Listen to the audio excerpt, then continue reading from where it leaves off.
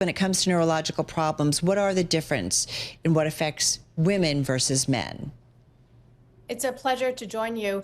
The short answer to that is that we know the statistics of what are the diseases that afflict women at a higher prevalence than men, and one of them is Alzheimer's disease. But to say that it would not be correct to say that we understand the why. And I think this is exactly why we need to be doing research, because getting the answer to why are women's brains more vulnerable to Alzheimer's disease and other kinds of neurodegenerative disorders may hold the key to understanding how these diseases strike the vulnerable brain. And so that knowledge will definitely help women, but I think beyond that would help us understand what are the key factors that make the aging brains vulnerable to Alzheimer's disease. At this point, do we know? What do we know? What are the clues or what are the hypotheses that medical professionals have established? A central hypothesis that we and others are following is that in women's lives, there is a huge physiological transition in midlife due to menopause. That shift in hormones that the brain and other organs see is unique to women. It happens in men, but at a much later stage in their life. And so what we are doing at Mount Sinai is to specifically query the impact that lower levels of estrogen may have on the cells that form the vasculature of the brain, the protective barriers of the brain, and other cells within the brain. So is a fix, an easy fix, just keeping the hormone levels higher? And I know that there are consequences to doing that potentially. Like, how do we think about, or how do you guys think about R&D and what can be done to help women, since they are certainly, it sounds like, more vulnerable as a result when it comes to Alzheimer's? Absolutely. We certainly hope that for those who can get hormone replacement therapy, that may diminish their risk to a certain extent. But the question is, when do those hormones need to be started? And we think it needs to be perimenopause. You cannot wait too long before starting them. The second question is, how long do you keep those hormones? As you alluded to it, those hormones also increase the risk of other things such as cancers. And those risks increase as women age.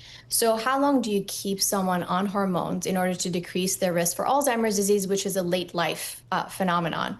And then the third question is, for the many women who actually cannot be on those hormones, what can we discover about what those hormones do, and just go ahead and develop drugs and interventions that activate or deactivate those pathways? What about genetic components? If somebody else in the family has had Alzheimer's, that trait being passed down, does that happen? That's an excellent question. And in fact, one of the most prevalent genetic risk factors for Alzheimer's disease, the ApoE4 allele, we think interacts with hormones in exerting its effect on Alzheimer's disease. Now, the question of heritability of Alzheimer's goes beyond just ApoE4, and that in of itself is a really big area of research. There are other components of the disease, such as metabolism and mitochondria, that we inherit from the maternal side, for instance, that could be contributing to this heritability. But even beyond that, there are aspects of our ancestry that continue within us in forms that we currently don't fully grasp. And I hope we will understand in the future to again contribute to better therapeutic developments. So talk to us a little bit about, you've done a lot of work when it comes to blood biomarkers. Why might this be important here?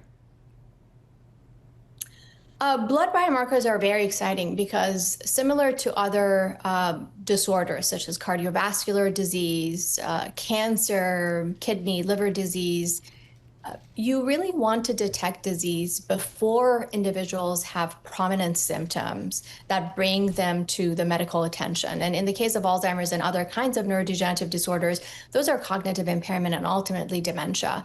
At the point that someone has very significant cognitive changes, we think we could potentially slow down disease progression, but to say that we can stall it or have game-changing treatments completely change someone's brain trajectory would be not realistic.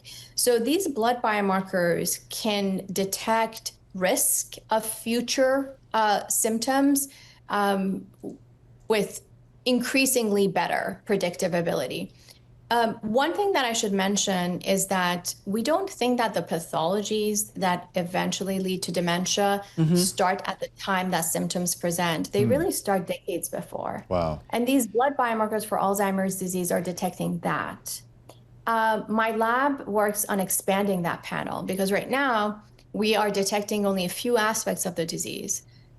We think a key component of Alzheimer's and other neurodegenerative diseases are the changes that happen to the blood vessels of the brain. And at the moment, we have no biomarkers that detect vascular pathologies with great precision.